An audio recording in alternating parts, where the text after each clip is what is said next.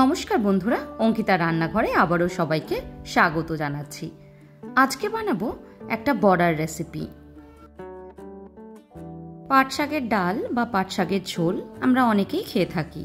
আজকে বানাবো পাট শাকের বড়া। অনেকেই আবার পাট পাতার বড়াও বলে থাকে।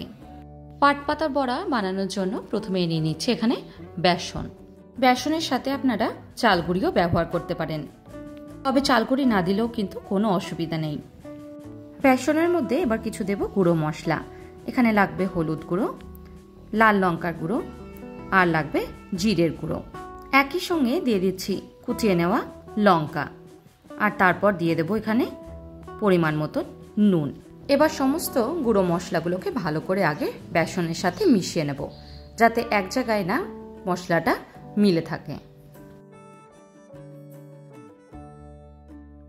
ভালো করে মশলাটা মিশিয়ে নিয়ে এবার দিয়ে দিচ্ছি জল। একবারে বেশি জল দেবেন না, অল্প করে জল দেবেন। তারপর একবার ভালো করে মিশিয়ে দেখে নেবেন ব্যাটারটা কতটা পরিমাণ নরম হচ্ছে। ব্যাটারটা কিন্তু খুব ভালো করে ফেটাতে হবে। এইভাবে আস্তে আস্তে করে মেশাতে হবে জলের সাথে। ভালো করে মিশিয়ে নিয়ে দেখুন ব্যাটারটা কিন্তু এখনো খুব ঠিক রয়ে গেছে। এবার আরও অল্প পরিমাণে জল দেব, তারপর একবার ভালো করে মিশিয়ে নেব। এই ব্যাটারটা খুব বেশি কিন্তু পাতলা হবে না, খুব ভালো করে ফেটাতে হবে, মোটামুটি 2 থেকে 3 মিনিটের জন্য। ব্যাটারটা ভালো করে ফেটিয়ে একদম স্মুথ হয়ে গেছে। এবার দিয়ে দিচ্ছি কালো জিরে। কালো জিরেটা দিয়ে এবার খুব ভালো করে আরেকবার মিশিয়ে নেব। ব্যাটারটাকে এবার রেখে দেব 10 মিনিটের মতন। 10 মিনিট পর ব্যাটারটা সেট হয়ে গেছে। এবার আগের থেকে ধুয়ে নেওয়া পাট পাতাগুলো নিয়ে নিলাম। 2টো পাতা একসাথে নিয়ে নিয়েছি।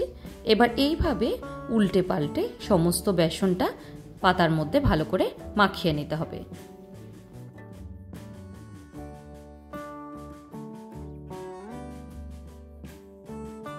বেশ কয়েকবার উল্টে পাল্টে নিলেই দেখবেন বেসনটা খুব সুন্দর পাতার গায়ে লেগে গেছে।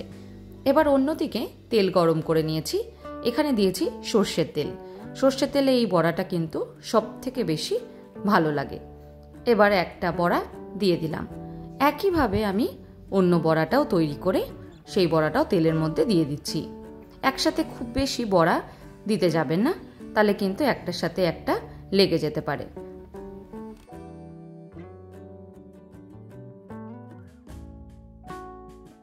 এইভাবে হালকা করে নেড়ে দিলেই 2টো বড়া দেখবেন আস্তে আস্তে করে আলাদা হয়ে গেছে। এক পিঠটা মোটামুটি 1 মিনিটের মতন ভালো করে ভেজে নিতে হবে। তারপর উল্টে দিয়ে অন্য পিঠটাও খুব ভালো করে ভেজে নেব।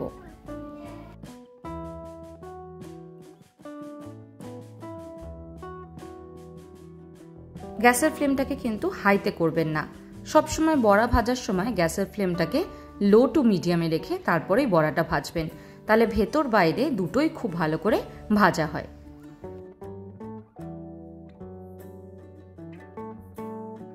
বেশ কয়েকবার উল্টে পাল্টে দিতে হবে, যাতে চতুর্দিকটা ভালো করে ভাজা হয়। এই রকম লাল লাল করে বড়াটাকে ভেজে নিতে হবে। গরম ভাত, পাট পাতার ডাল আর তার সঙ্গে এই বড়া থাকলে আর কিছুই চাই না। আজকের মতন এইটুকুই। আবার দেখা হবে অন্য কোনো দিন অন্য কোনো সহজ রেসিপি নিয়ে। আজকের মতন এইটুকুই। ভালো থাকবেন, সুস্থ থাকবেন। ধন্যবাদ।